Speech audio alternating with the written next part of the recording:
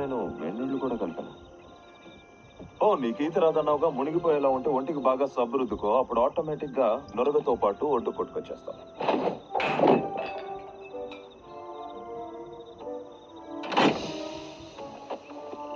నేను తినడానికి ఏదైనా ఉంటే బాగుండేది, కానీ ఎవడో నా ఫుడ్ అంతా వాటర్ రేవులోకి విసిరేశాడు. ఒక మాట చెప్పనా ఫ్రాంక్, నువ్వు ఆకలితో మాడగొట్టి మా యాత్రను తొందరగా ముగించొచ్చు అనుకుంటే అది చాలా మంచి ఉపాయం. ఖచ్చితంగా పనిచేస్తుంది.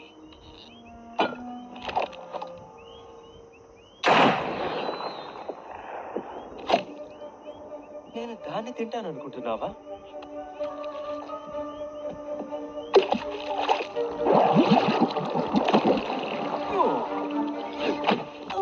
పిరానా, నిన్ను తినే లోపు నువ్వే వాటిని తింటే బెటర్.